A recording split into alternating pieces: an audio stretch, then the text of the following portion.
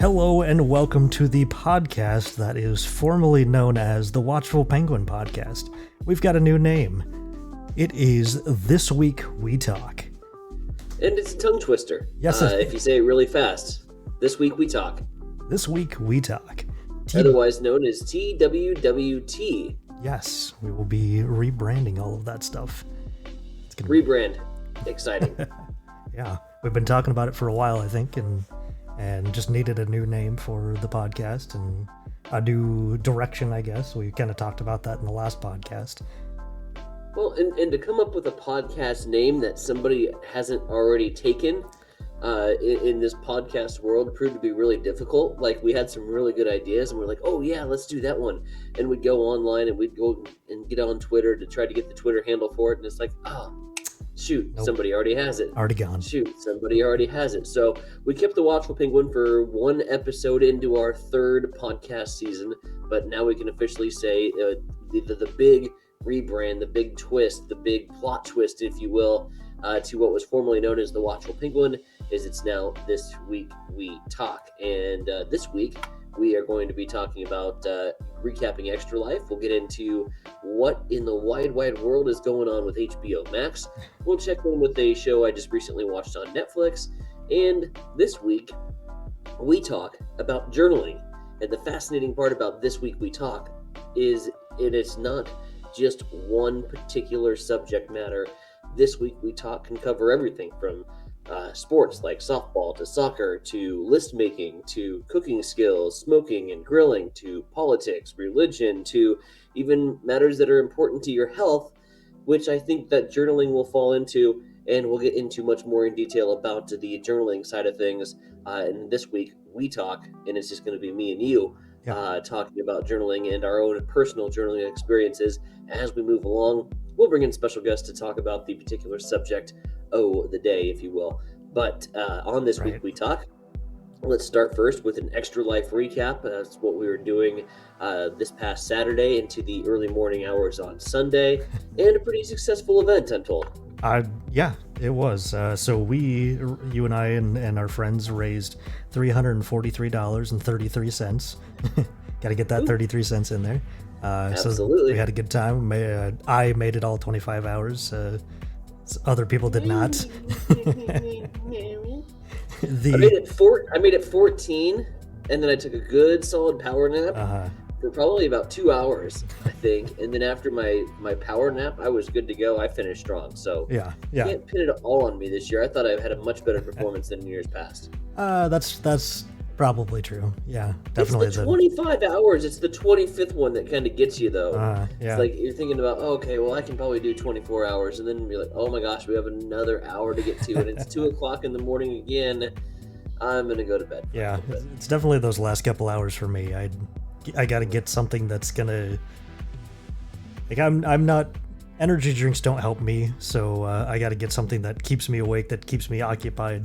That's why I usually switch to some sort of Mario Kart or something that's very action-packed and fun. Right. But yeah, so the Extra Life itself this year raised $10 million so far.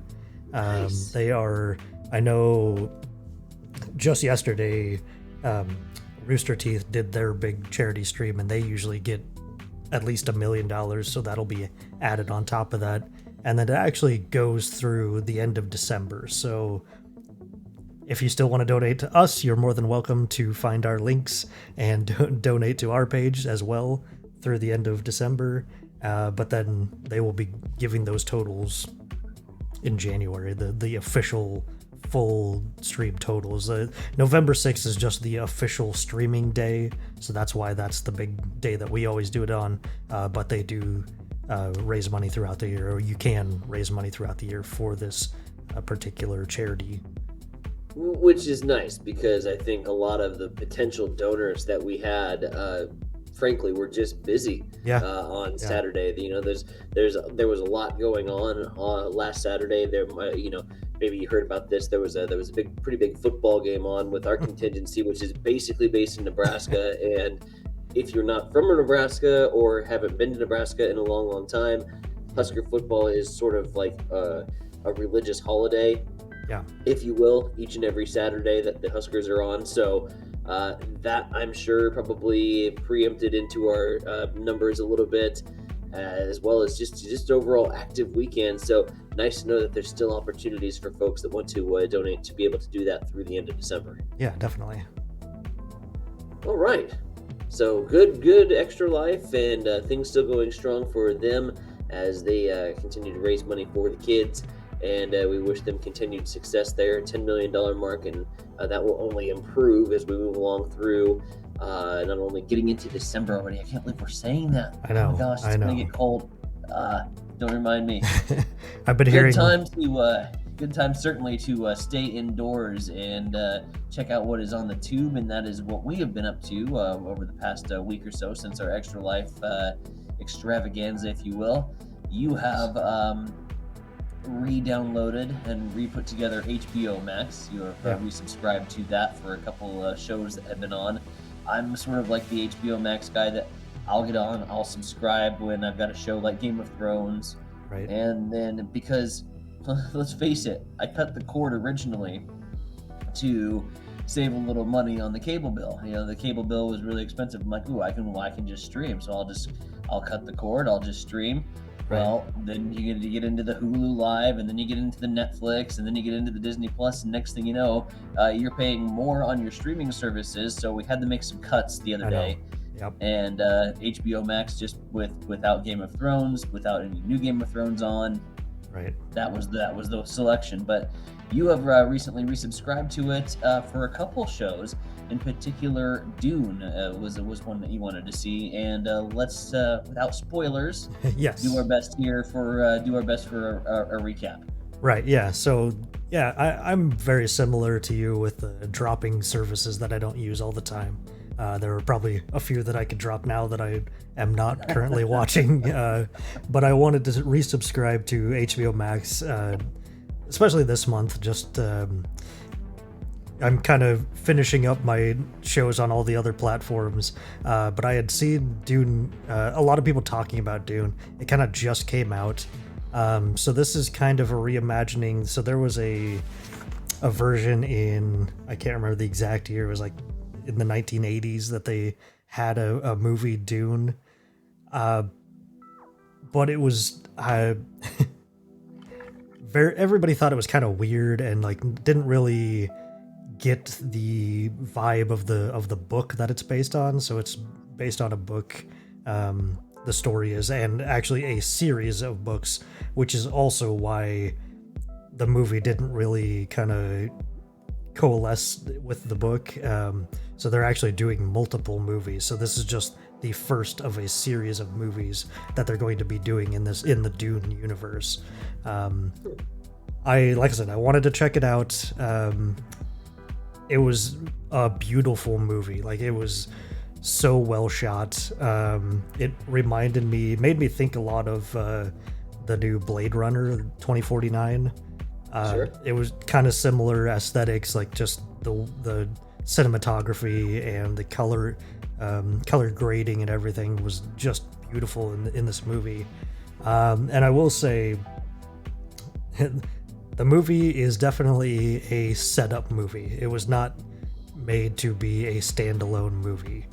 It was a 3-hour-long deep dive into this universe to get you set up, to know who the players are, to know what's going on, kind of getting the initial idea of what's happening. But it doesn't, like, it cuts off in the middle of like something happening, or some, like, kind of after a big event happens, and then it cuts off, and then they're setting up for the next movie. So it's very much a, let's get you interested and get you into the universe of Dune, but we're gonna drag this out. And with that, you're talking about a setup movie that was 3 hours long. But did the cinematography alone, the way you mentioned how this movie was shot, is that enough to keep you locked in for 3 hours? Because let's face it, with the culture that we're in now, the quicker the better, the more fast pace, Mhm. and really gone are the days of the 3 hour long film series. We hardly see it anymore. Was it there enough there to keep the interest level up? So I would say, and this is kind of what I did. I don't know if it was necessarily by choice. I would say it's not something you want to sit down all at once to do all 3 hours of. It's very easy to kind of break it up and do it in like 1 hour segments or an hour and a half, however you want to kind of break it up. This is not a reflection of the movie. This was the night that I started watching it. I was very tired and fell asleep. So I did go ahead and pause it when I was starting to close my eyes. Like I said, not an indication of the movie itself. I mean, the first hour and a half, there's not a whole lot of action. Like I said, it's kind of getting you into the world. So I would say it's a little slow in the beginning. But then kind of the last half really does pick up, and I kind of just booked it through the last 2 hours or so once I got back into it a couple nights later. So I would say it definitely can hold your attention, but it is kind of nice to be able to break it up as well.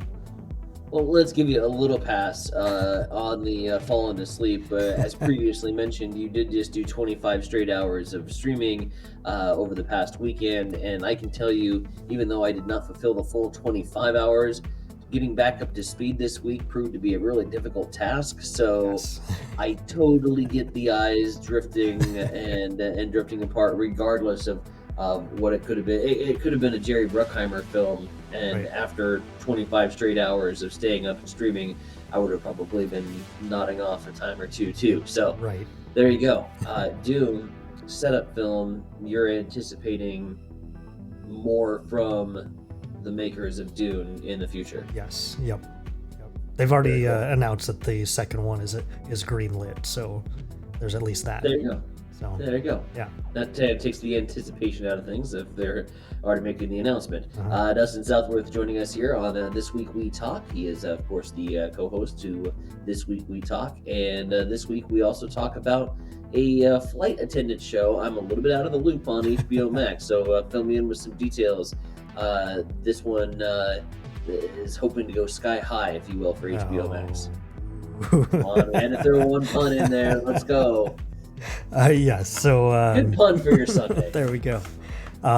Yeah. So I had heard about this show quite a while ago. It is starring Kaylee Cuoco from The Big Bang Theory is probably where most Yes. people know her from. Penny. Yeah, from Penny. So she is the lead actress in this show. It's a very interesting show because it is funny, but it is actually also graphic, which is probably why it's on HBO Max and probably the best setting for it. So she is a flight attendant. She flies all over the world, but in the first episode, she meets this guy on a plane and ends up going back with him after they land in Bangkok, Thailand. And then a series of things happens, and she is on the run basically from the authorities, and it just kind of precipitates this series of bad events in her life, and then she has to figure it out. But she holds her own and becomes kind of an investigator that kind of figures out what happened to the guy and who all is chasing after her. So it's a very, very interesting show, very funny, but also there are some deep things in there with her life and things she has to reflect on in her own life that kind of help her deal with this case. So I highly recommend watching this show. So is it a little like almost like a dark comedy with some of the elements that are attached to it? Because those, with my style of sense of humor, those are my absolute faves. Yeah. Oh, it's very, very much a dark humor type of show. and that again on HBO Max. That is the latest there. And since he has resubscribed, I will be over to check it out for free. Yeah. Speaking of streaming services and some of the other streaming services and programs that we have been on, and obviously the big one, the red letters, Netflix continues to be towards the cream of the crop in streaming services. They're putting movies, TV shows, everything just getting released to Netflix now, not even worrying about some of the major markets, some of the major networks, some of the major competitors. Netflix has went from a streaming service to really its own brand, for the better, I think, for all of for TV and movies alike. I'm a fan of what they've done and really taking that competition to the marketplace. That said, major star power in the film that I just recently watched, which was Red Notice, of course, being what you are if you're on Interpol's Most Wanted, if you will. You get red noticed, and art thieves typically wind up on Interpol's list, especially the really good ones. And this was a movie about two particularly good art thieves and a FBI agent who was trying to track them down. And this had long cons in just about every scene. There was went from short cons to long cons to even longer cons. So 2 hours, 1 hour, 55 minutes, follow the twists and the trails, and you're following along with the art thieves, and you're trying to figure out, okay, who's the good guy, who's the bad guy. I love these type of movies that you're Right. constantly trying to figure things out, and you don't know until the very final scene, until it's finally after everything is all revealed, Right. who was actually good in all this. But there's historical elements there's historical artifacts that they're coming across, and so from the history buff, from the history nerd in me, I was hooked right away from the very beginning, from the narration, just talking about the history of Cleopatra's eggs, and on through with all of the art pieces that were involved and some of the different elements. And as you mentioned, it's action, it's a little bit of suspense because it's a mystery. And then it had the comedic element that only really Ryan Reynolds has been able to provide. The hardest part for me with any Ryan Reynolds movie since is it's very hard to see Ryan Reynolds as not Deadpool.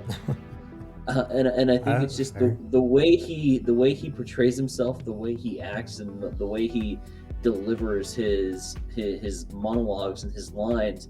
It is so Deadpool-esque, so it was very hard for me not to see Deadpool in there, along with The Rock. So you're talking about star-studded on the actor side of things, Right. and The Rock. I mean, what hasn't he been in in the past 2 months lately? He's now on another one I see with Disney Plus, so probably going to get hooked into watching that here in the very near future. But Rock with Ryan Reynolds, Red Notice, highly recommended. I'd say if we're throwing 5 stars out there, I'm not the big 5-star guy, but I'm throwing at least 4, least 4 stars here at this one, and highly recommending it for 2 hours. It's a good pastime. Yeah, nice. Good pastime.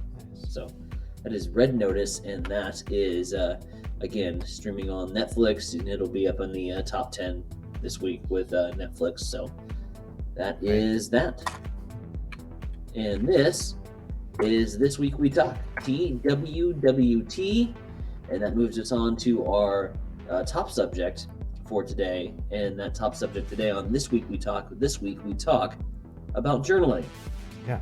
And you're the one that came up with the concept. You're the one that came up with the idea to talk about journaling this week.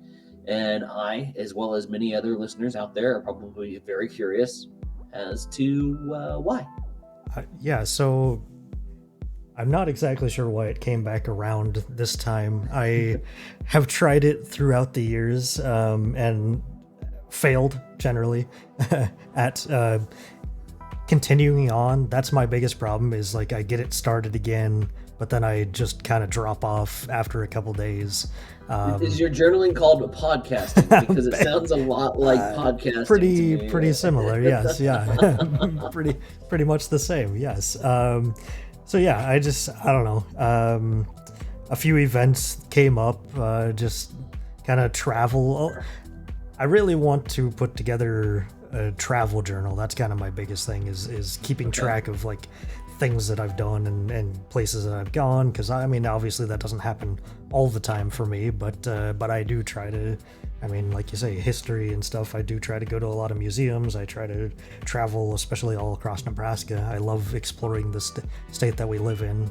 There's so many cool things that people don't know about that I want to get to sharing this more. But the idea of keeping track of it, first of all, like what actually specifically happened, who I met, that kind of thing. I want to be better at keeping track of those things. So about a week and a half ago, I kind of like, I was just thinking about it. It was in my head. And like, I need to come up with a better way to keep me engaged with it. So I kind of started looking on like Amazon and online to try to find like physical journals that I could buy that had like questions or prompts to kind of help me keep up, or like at least have some idea of what I was going to write. Cause I'm not good at just like, today the weather was, and then like this happened, to kind of remind me of those things. But having here write 150 words. Right, yeah. Right. But if I have a prompt, I'm a lot more likely to actually do it. So I didn't find a book that I really liked or that had like the best things, because a lot of it was like they'd have a poem or something for the day, but it would always be a different prompt. And like, I don't know, some of the prompts just looked stupid, or like just not something that engaged me necessarily. Maybe not, I don't want to say stupid, but because for some people it would help them with certain types of prompts, but none of the ones I found could really help me in getting engaged. It's different because I think a lot of those prompts are meant for the journals of what's going on with me today, how am I feeling today. I'm going to just write about my feelings, where you're talking about journaling for travel purposes and just more recollection purposes. Yeah, just more in general of like kind of what happened throughout the day, or what was I thinking about, what was happening around me even. So I actually found a list of questions that I really liked. So then I was trying to also figure out how to do this, and how to, like, I would prefer a physical book, but I don't always remember to bring it, or I don't always have it, but I always have my phone with me. So I was thinking, all right, I need a digital version. So then I was kind of looking at digital versions, and then I decided, well, wait, I can just have a Google Drive, a Google Doc, and I have the questions set up at the top to where I can just copy and paste them into the day. And then I just found this out too, that anything that you set as a heading size 1 can be searched for. So I can set up a table of contents type thing. Sure. At the top, like on the first page, I set up a table of contents, and then I can just click on that, and it'll go to whatever day that I want to look for. So I've kind of got that set up to where I just drop in that link, like I write out what I want to do for the day, or write out those questions, and then I fill that all in, and then I just copy that header and I put it back up at the top in those table of contents. So that's kind of how I figured out how to do this, and I'm liking it so far. I'll admit I've missed a few days already, so I'm gonna go back, and some of those days I have some things that I want to write. But I found things like, what was a headline you saw that really connected with you for the day? So something you saw on the news, or something you read on Reddit, is kind of like things that I go by. Some of the other questions, just like kind of what are your general thoughts for the day, but then also like, what was your biggest challenge of the day, and what was your biggest triumph of the day, and then how did you overcome the challenge, and how did you react to the triumph of the day? So those are kind of most of the questions that I found, but I really liked those questions, and it really like kind of helps to, like you say, come up with, think back over the day of what happened, what were my kind of thoughts, but also kind of what was happening in the world, because I think that's kind of important to keep track of as well. To kind of keep easier to keep the timeline. Like you can say, all right, this was happening and this was happening to me, but this was also happening in the world, and maybe why I was thinking that way or why I was reacting that way was because something bigger than me was happening in the world. So that's kind of how I'm looking at those questions specifically, and how I'm kind of going about the journaling. Very interesting on that aspect, because I think we're all going to have a look back about 5 to 6 years from now, and maybe even a little bit more. And it's very interesting to document that and what was going through your head at the time, because let's just face it and face facts. I think the history books, when this baby is all said and done, let's just call it the era that there is 2020/2021, and maybe even a year afterwards, is going to be written down much differently in the history books than what was actually being experienced and how it was actually being lived through. So especially that day to day, which I think is, I like looking back at people's diaries and stuff from the 1800s and I mean even further obviously, but it's kind of interesting, like what was your day to day like. Even I mean, a lot of the ones that are saved are like the upper class, so you kind of get the, like, kind of sat around and did not and whatever and met a bunch of people or whatever, but it's kind of interesting to see the day to day of like a historic event, like you say, like we're going through, and we'll be going through for a while. I'm super stoked that you're into it on the journaling side of things. This is something that's just recently came into form for me as well. And I find it interesting when listening to you talking about the way that you journal and the way that you and what you enjoy doing with your journaling is 100% completely opposite on the way that I decided to get into journaling. But it's all for the same. And you know, we can use a lot of the same tactics, and you'll hear plenty of times on this show is I'm going to be an advocate for mental health strategies and things of that nature. And this was something that was basically prescribed, if you will, for me to start doing.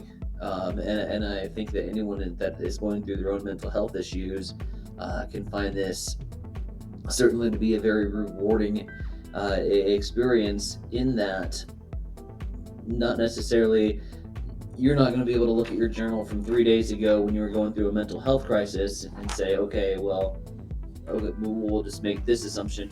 But you can take that to those who can help. And by that, I mean therapists. And they take a look at your journal. You're going through it together, and you're saying, well, I was having a absolutely horrible day on last Tuesday. Well, you go back to it, and what was the feelings leading up to that? What was maybe a trigger point that caused that to be? And so from a mental health aspect, it has been tremendous. And then, you know, just for me personally, what I find is when I have heavy things to sit on, and there's been a lot of heavy things that have been going on. Let's just take that back to the conversation that we were just having about this era that we're living in here in 2020 and 2021, and likely beyond that. There's a lot of heavy things that happen in the day-to-day. There's a lot of confusing things that can happen in the day-to-day, and there isn't really a better way that I've found to work on those and work those out emotionally than through journaling. Rather than I have been given the glorious gift of a microphone for a living, but rather than using that to go on a 10-minute tangent, write it out first, then clear your head, and you know if you still feel the need at that point that you need to get on the microphone and you need to rant and rave for another 5 minutes, then by all means go ahead, but write it down first, get the thoughts put together.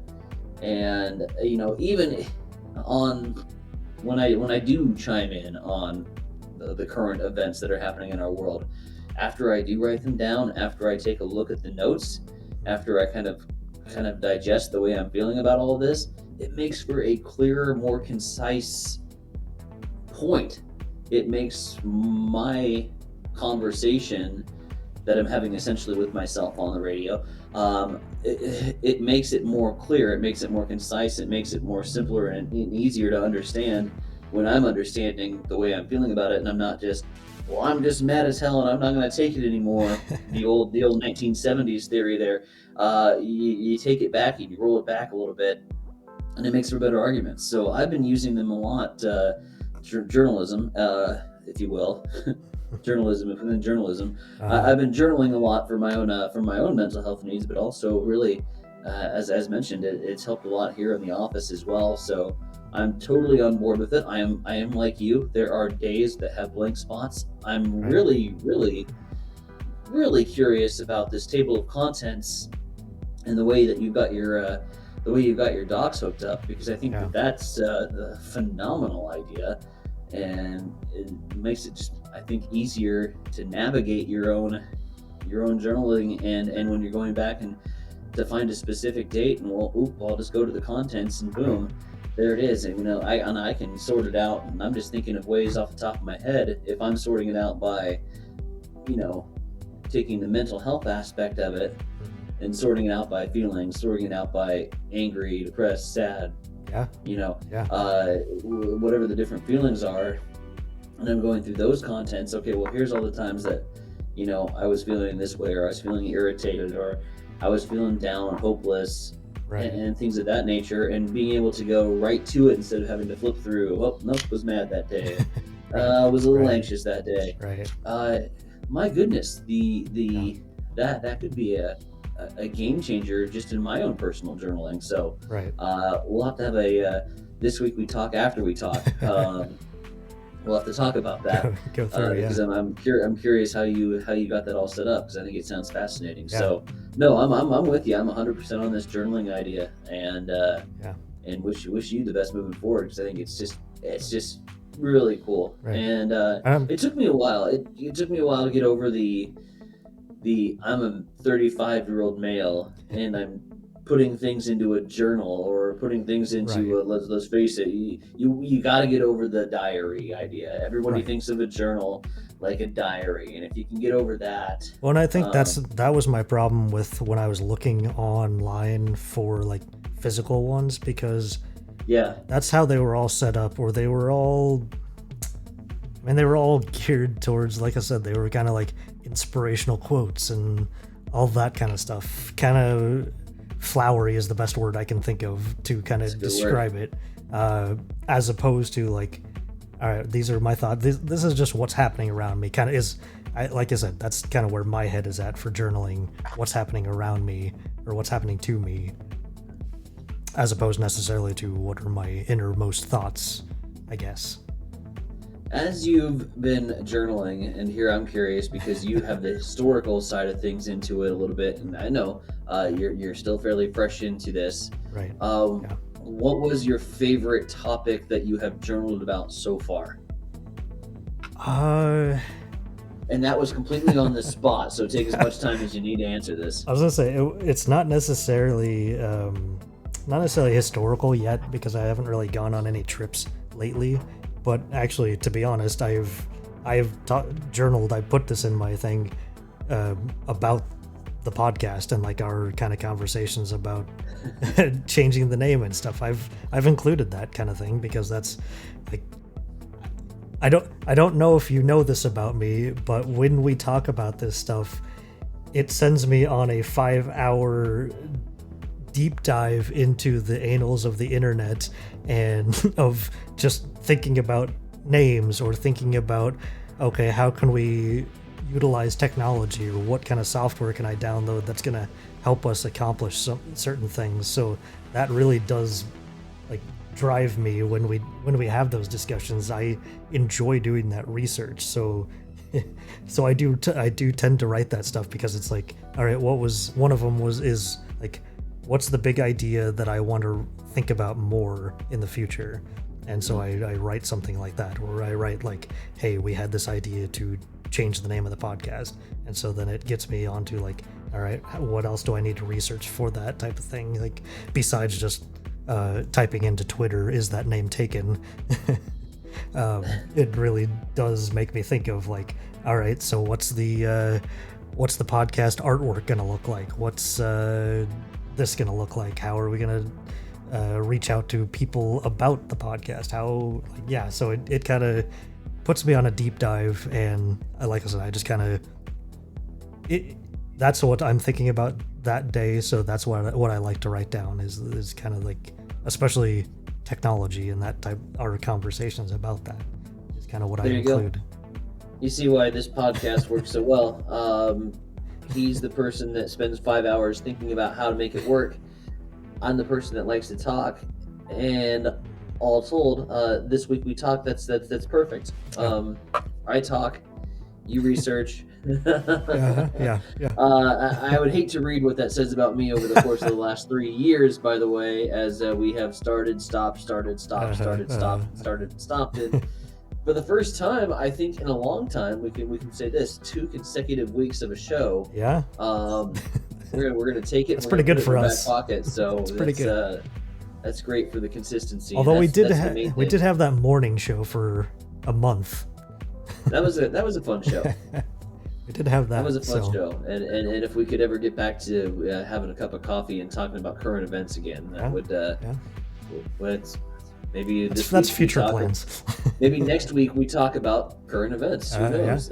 That's the beauty of This Week We Talk, is that from week to week we will have different nuggets, different things, different topics, spreading through a wide gamut of just general interest of things. So I'm excited about this moving forward. I think we finally got the brand down to where it's we've had so many great ideas and so many things that have just been on the takeoff pad, and rather than launch them separately and individually and one by one, I said, well, why can't we just load it up into the same cargo plane and take off? And that's where this whole idea was born. That goes back to our conversation last week about just doing it, just getting it going. Let's just go. Let's just go. So here we go. Excited about this moving forward. This has been an introduction to This Week We Talk. It is the finale, the final episode, if you will, for Watchful Penguin, and the beginning of something that I'm really excited about moving forward. And that, again, is This Week We Talk. We'll have plenty of social links up as we move forward, and he will handle that because that's he's the genius. He's the brains behind the operation. I just have the gift of gab, so it all works out in the end. So the mad scientist will put it all together for This Week We Talk, and again, really looking forward to next week's show. Absolutely. Yeah, me too. What do you want to talk about next week? There's so many things. So many things. I hope you join us next week for This Week We Talk.